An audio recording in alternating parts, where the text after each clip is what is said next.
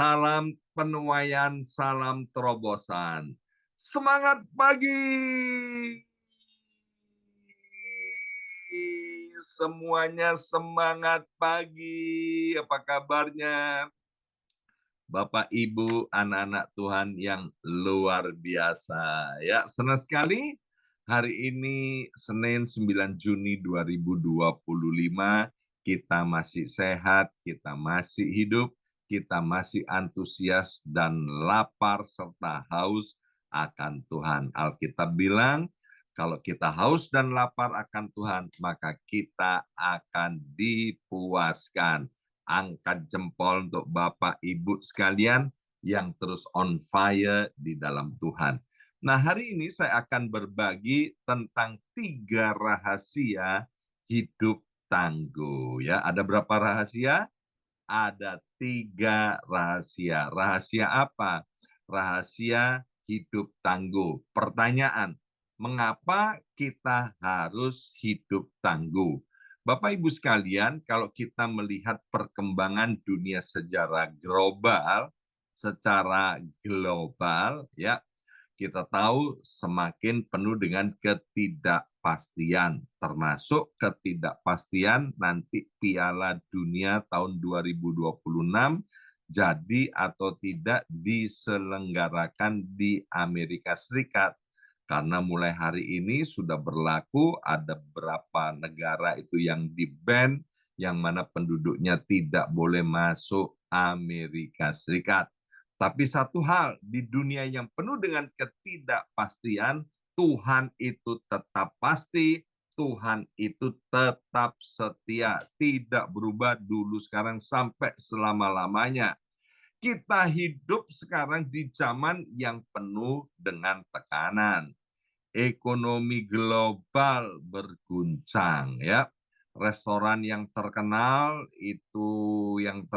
dengan garamnya itu restoran apa itu? Salbe, ya. Yang ada di Beverly Hills yang sudah mendapatkan penghasilan jutaan dolar tiba-tiba beberapa hari yang lalu menyatakan tutup. Ekonomi gelombang bergoncang, Bapak Ibu sekalian.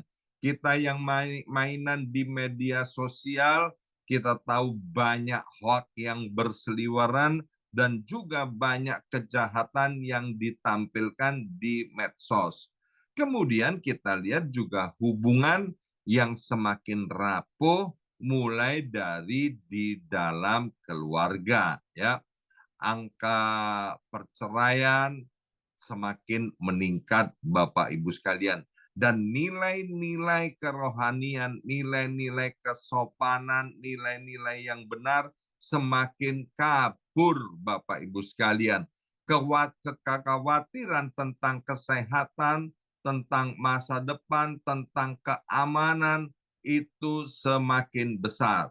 Nah, di tengah-tengah situasi yang seperti ini, kita butuh mentalitas yang tangguh, Bapak Ibu sekalian, bukan rapuh, bukan hanya sekedar bertahan, tapi biarlah di tengah-tengah situasi yang seperti ini kita bangkit, bertumbuh, berkembang, dan bahkan menghasilkan buah-buah yang nyata. Kemarin kita merayakan Hari Pencurahan Roh Kudus. Kisah Rasul pasal pertama ayat yang ke-8 berkata, kalau Roh Kudus turun atasmu, maka kamu akan menjadi saksi, bukan menjadi sakti, Bapak Ibu sekalian, tapi menjadi saksi. Menjadi saksi mulai dari Yerusalem, Yudea, Samaria, sampai ke ujung-ujung bumi. Bagaimana kita bisa menjadi saksi kalau kemudian kita hidupnya rapuh, ya. Nah, hidup yang tangguh bukan hanya strong, bukan hanya kuat di luar, tapi kuatnya itu di dalam, Bapak Ibu sekalian. Hidup tangguh itu bukanlah pilihan, tapi itu adalah suatu kebutuhan. Dan ingat, kekuatan yang tangguh, kekuatan yang sejati, bukan datang dari gym. Buat anak-anak Tuhan, kekuatan yang sejati, kekuatan yang tangguh bukan datang dari medsos, juga bukan datang dari seminar-seminar motivasi, tapi dari sukacita, dari doa yang konsisten, dan kemudian dari ucapan syukur yang tulus. Itulah yang dikehendaki oleh Tuhan Yesus Kristus. Mari kita lihat dari 1 Tesalonika pasal 5 ayat yang ke-16 sampai dengan ayat yang ke-18. 1 Tesalonika pasal 5 ayat 16 sampai 18. Ayat yang ke-16 berkata begini, bersukacitalah senantiasa. Ayat yang ke-17, tetaplah berdoa. Ayat yang ke-18, mengucap syukurlah dalam segala hal. Sebab itulah yang dikehendaki Allah. Perhatikan ini ya.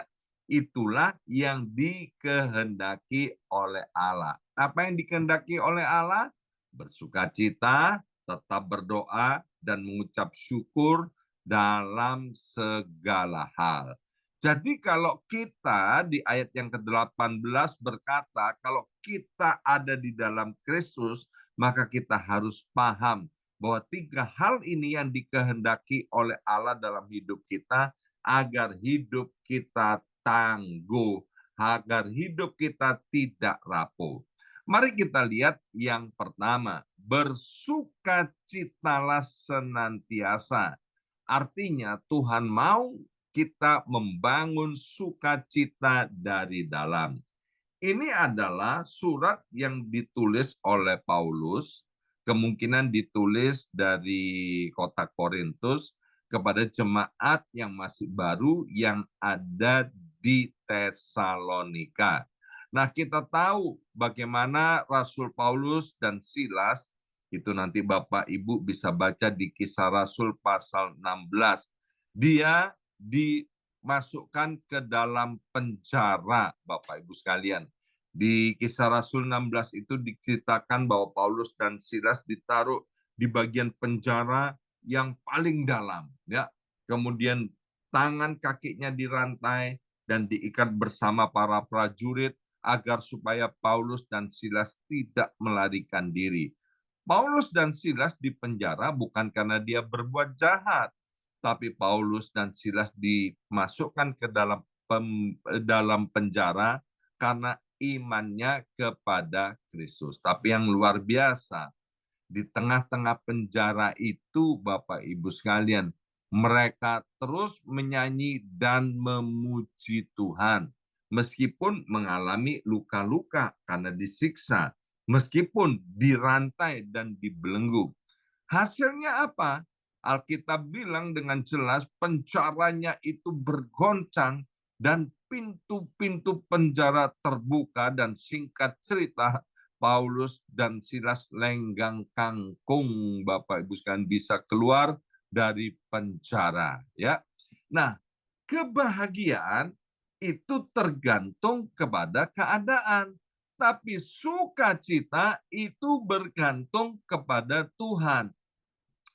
Jika sukacita kita bergantung kepada hal-hal yang luar, artinya, maaf Bapak Ibu sekalian, kita sedang membangun rumah di atas pasir. Kita sedang membangun hidup kita di atas pasir. Kalimat ini menyampaikan perbedaan mendasar antara kebahagiaan dan sukacita, ya. Kebahagiaan ditulis dalam bahasa Inggrisnya happiness. Di Surabaya tempat saya tinggal ada rumah makan namanya Double Happiness. Artinya kalau kita makan di restoran itu, Bapak Ibu sekalian, maka kebahagiaannya meningkat menjadi paling sedikit 2 kali lipat, ya. Kebahagiaan bergantung pada kondisi luar, ya, situasi hidup, lingkungan, pencapaian, emosi. Ketika everything is going well, maka bahagia, ya. Ingat, kebahagiaan itu sementara dan dapat berubah-ubah. Seorang anak dia sangat berbahagia ketika diajak liburan ke Disneyland atau mendapatkan hadiah, kita menjadi berbahagia. Tapi kalau kehilangan barang, kehilangan sesuatu, langsung jadi sedih. Jadi kebahagiaan itu naik turun seperti grafik, ya. Kalau ekonominya baik, kebahagiaannya naik. Kalau ekonominya turun, maka kebahagiaannya berkurang. Kalau keluarganya rukun-rukun, kemudian kebahagiaannya naik. Tapi kalau ada masalah, kebahagiaannya turun. Beda dengan sukacita, dalam bahasa Inggris dikatakan joy. Sukacita itu berasal dari hubungan pribadi dengan Tuhan dan iman yang teguh. Tidak bergantung kepada keadaan, tapi bergantung pada iman dan keyakinan bahwa Tuhan memegang kendali. Yakin bahwa Tuhan adalah Allah yang berdaulat, yang mencintai dan mengasihi kita. Sukacita itu sifatnya kekal dan stabil, meskipun mengalami yang namanya tekanan dan penderitaan. Contoh, bisa tetap bersyukur dan tenang meski sedang mengalami sakit, atau mungkin sedang mengalami kesulitan ekonomi. Mengapa? Karena percaya Tuhan itu adalah Yehova Jireh, Tuhan yang maha hadir, ya. Nah, dalam kitab Habakuk pasal 3 ayat 17 sampai dengan ayat yang ke-19, ini ayat keren banget. Habakuk pasal 3 ayat 17 sampai 19. Ayat 17 dikatakan, sekalipun pohon ara tidak berbunga, pohon anggur tidak berbuah, hasil pohon zaitun mengecewakan, sekalipun ladang-ladang tidak menghasilkan bahan makanan, kambing domba terhalau dari kurungan, dan tidak ada lembu sapi dalam kandang, namun aku akan bersorak-sorak di dalam Tuhan, beria-ria di dalam Allah yang menyelamatkan aku. Allah Tuhanku itu kekuatanku. Ia membuat kakiku seperti kaki rusa. Ia membiarkan aku berjejak di bukit-bukitku. Itulah Bapak Ibu sekalian yang namanya joy. Itulah yang namanya sukacita di dalam Tuhan. Jadi apa kesimpulannya? Kebahagiaan itu adalah perasaan, sementara sukacita itu adalah keputusan. Hari ini, Bapak Ibu sekalian, apapun yang sedang terjadi, mari kita ambil keputusan untuk kita tetap bersukacita. Mengapa? Karena Tuhan itu maha hadir, karena Tuhan itu Allah yang mencintai dan mengasihi kita, karena Tuhan itu Allah yang sekali-kali tidak akan pernah meninggalkan kita. Biarlah mulai hari ini kita mau ambil keputusan seperti Paulus dan Silas. Meskipun di penjara, dia tetap menyanyi dan memuji Tuhan. Ya, istri saya, Ibu Yongki, waktu hidup dalam kesedihan karena ditinggalkan oleh saya, maka dia ambil keputusan untuk tetap bersuka cita. Caranya gimana? Menyanyi dan memuji Tuhan. Berat memang, tapi dia pada zaman itu memakai kaset, Bapak Ibu sekalian, ya. Pujian rohani diputar dan dia ikut menyanyi, ya. Nah, yang kedua, dari 1 Tesalonika pasal 5 tadi, ayat yang ke-17 dikatakan tetaplah berdoa. Artinya apa? Tetap berdoa artinya stay connected. Jaga koneksi kita dengan Tuhan, jangan sampai terputus. Anak-anak kecil ya, kalau datang ke rumah saya ini, Bapak Ibu sekalian, mereka hampir semuanya membawa iPad atau tablet atau gadget apapun ya. Dan mereka tanya begini, Pastor, Pastor, Wi-Fi-nya, password-nya apa ya? Mereka butuh koneksi, Bapak Ibu sekalian ya. Nah, yang lebih kita butuhkan sebagai anak-anak Tuhan yaitu koneksi kita dengan Tuhan. Maka itu saya angkat topi, saya salut, saya selalu beri jempol kepada Bapak Ibu sekalian yang rajin untuk ikut doa fajar ini ya. Stay connected dengan Tuhan, tetap berdoa, jaga hubungan dengan Tuhan, itu luar biasa. Dalam Daniel pasal 6 ayat 8 sampai ayat yang ke-11, nanti Bapak Ibu bisa membacanya ya. Daniel pasal yang ke-6 ayat yang ke-8 sampai dengan ayat yang ke-11 dikatakan begini, 3 kali sehari Daniel itu berlutut, berdoa serta memuji Tuhan seperti seperti yang biasa dilakukannya. Padahal waktu itu Raja Darius sudah mengeluarkan surat perintah bahwa semua orang yang berdoa kepada Tuhan, maka dia akan ditangkap dan dimasukkan ke gua singa. Daniel tidak gentar. Dan kita lihat apa yang terjadi Bapak Ibu sekalian ya. Ia diselamatkan dari gua singa dan jabatannya malah semakin naik, dipromosi oleh Tuhan. Percayalah tahun 2025, kalau kita stay connected dengan Tuhan, jaga hubungan koneksi kita dengan Tuhan, bukan hanya kita sekedar menjadi teguh dan tidak rapuh, tapi kita juga akan mengalami promosi yang datang daripada Tuhan. Bapak Ibu sekalian, jangan pernah jadikan doa itu cadangan terakhir, tapi jadikanlah doa itu langkah pertama setiap hari dalam kehidupan kita, baik dalam keadaan suka maupun dalam keadaan duka. Kekuatan terbesar yang diberikan kepada manusia dari sorga adalah kekuatan untuk berdoa. Doa itu Bapak Ibu sekalian tidak mengubah Tuhan, tapi doa itu mengubah kita yang rapuh menjadi teguh. Berdoa itu bukan untuk menghindari masalah, tapi berdoa itu adalah kekuatan dari Tuhan untuk menghadapi masalah dan tekanan. Ya, hidup tanpa doa itu seperti punya gadget tanpa koneksi internet.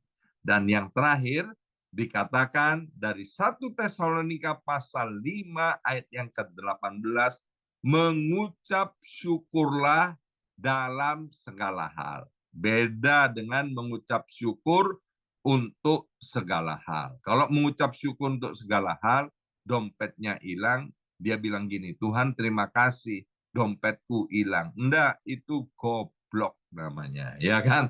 Tapi mengucap syukur dalam segala hal, Tuhan, dompetku hilang. Aku percaya dompet ini akan segera aku temukan kembali. Kalau dompetnya tidak kembali, mengucap syukur, Tuhan, Engkau Allah yang berdaulat, Engkau Allah yang maha kuasa, aku percaya dengan cara yang ajaib, apa yang hilang akan Tuhan kembalikan. Itu namanya mengucap syukur dalam segala hal. Ya, sebab kata Alkitab itulah yang dikehendaki oleh Allah di dalam Kristus Yesus bagi kamu. Kita udah mendengar kisah tentang Ayub. Bagaimana Ayub mengalami hal yang amat sangat buruk di dalam kehidupannya. Tapi dalam Ayub pasal pertama ayat 22 dikatakan dalam kesemuanya itu Ayub tidak berbuat dosa. dan tidak menuduh Allah berbuat yang kurang patut. Jadi Bapak Ibu sekalian, bersyukur, mengucap syukur itu bukanlah respon emosional, tapi itu adalah keputusan rohani.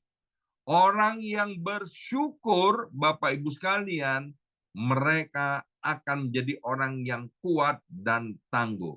Orang yang bersyukur, mereka punya pikiran begini. Mereka selalu dapat melihat hal yang baik di dalam hal-hal yang kecil.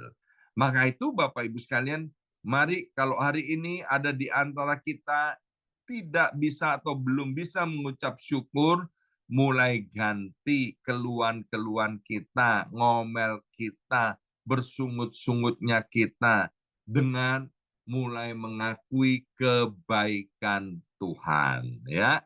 Nah, hari ini kita belajar 3 rahasia hidup tangguh dalam Tuhan. Yang pertama, bersukacita. Yang kedua, tetap berdoa.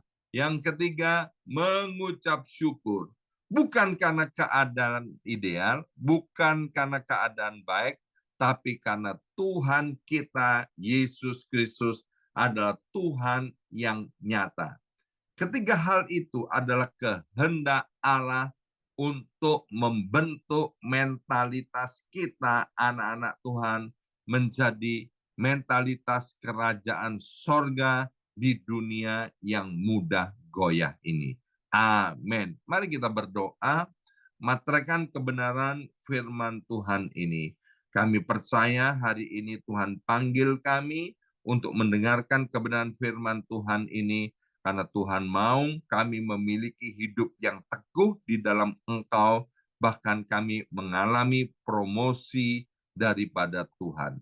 Materaikan Bapa kebenaran firman Tuhan ini. Dalam nama Yesus, kami sudah berdoa. Haleluya. Amin, amin, amin.